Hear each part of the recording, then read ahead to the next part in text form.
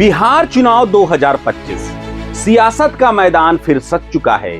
Poster लग चुके हैं, रैलियों की आवाजें गूंजने लगी है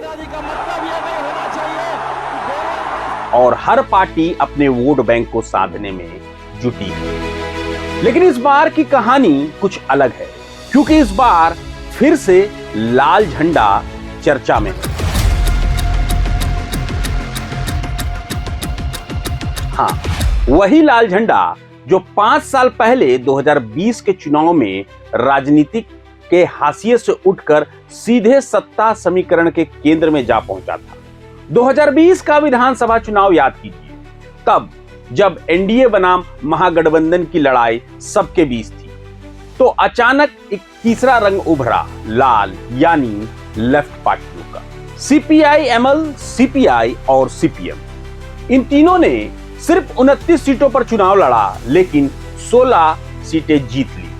सीपीआई-एमएल ने 19 सीटों पर चुनाव लड़ा और 12 सीटों पर जीत दर्ज की, यानी 63% से ज्यादा का स्ट्राइक रेट, जो बीजेपी की 67% स्ट्राइक रेट के लगभग बराबर थी। यानी कम संसाधन, कम प्रचार, लेकिन जबरदस्त जनसमर्थन। वामपंथी दलों ने 2020 में साबित कर दिया था कि बिहार में आज भी वैचारिक राजनीति की जमीन जिंदा है।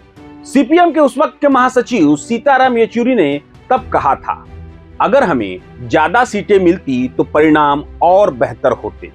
अब 2025 के चुनाव में वही बहस फिर लौट आई है।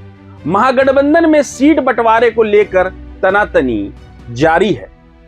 सीपीआई-एमएल ने गठबंधन की भावना को बनाए रखते हुए अपनी ओर से 20 उम्मीदवारों की घोषणा कर दी है, मगर पार्टी महासचिव दीपांकर भट्टाचार्य का कहना है, हमने गठबंधन की मर्यादा निभाई है, लेकिन हमें जितनी सीटें मिलनी चाहिए थी वो नहीं मिली।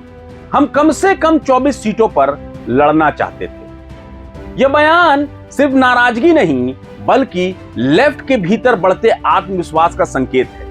एक आत्मविश्वास जो 2020 की सफलता से आया है।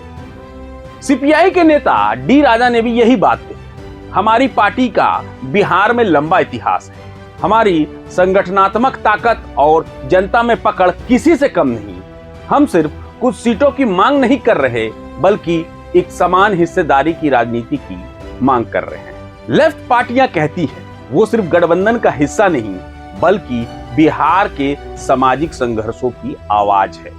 उनकी ताकत सिर्फ चुनावी नतीजों में नहीं, बल्कि गांवों, खेतों और मजदूर आंदोलनों में दिखती है। और यही वजह है कि सीपीआई-एमएल जैसे दलों ने जमीनी राजनीति को फिर से जीवित किया है।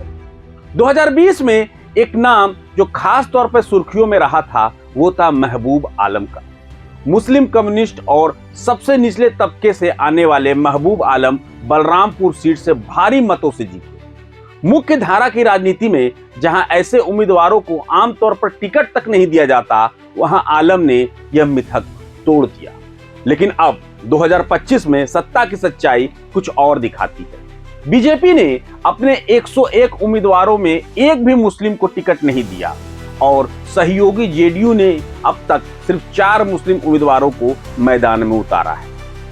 ऐसे माहौल में लेफ्ट पार्टियां सिर्फ सत्ता के लिए नहीं, बल्कि राजनीतिक प्रतिनिधित्व के सवाल को लेकर मैदान में है। और इसी बीच उभरता है एक नया विवाद, एसआईआर, यानी special intensive revision of voter list. CPI-ML ने आरोप लगाया है कि मतदाता सूची में बड़े पैमाने पर नाम हटाए जा रहे हैं, खासकर दलित, प्रवासी और अल्पसंख्यक इलाकों में। दीपांकर भट्टाचार्य के मुताबिक गोपालगंज, किशनगंज और पूर्णिया जैसे जिलों में सबसे ज्यादा नाम हटाए गए हैं। ये कोई तकनीकी गलती नहीं, बल्कि सुनियोजित सामाजिक बहिष्कार है।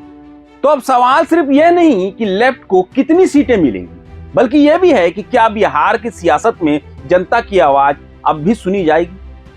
2020 में जो लाल लहर उठी थी, क्या वह 2025 में दिखेगी, या यह सिर्फ एक ऐतिहासिक झलक बनकर रह जाएगी।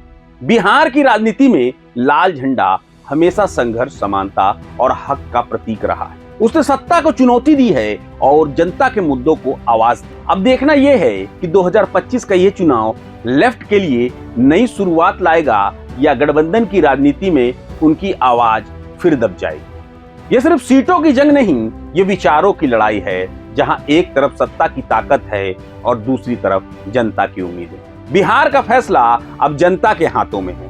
कौन जीतेगा ये नहीं, बल्कि कौन बोलेगा जनता की जबान में, यही असली परीक्षा होगी। इस खास पेशकश में फिलहाल इतना ही। मैं अभिषेक आनंद, मुझे दीजिए इजाजत, मगर जुड़े रहें प्रभात खबर के डिजिटल प्लेटफॉर्म के साथ। नमस्कार।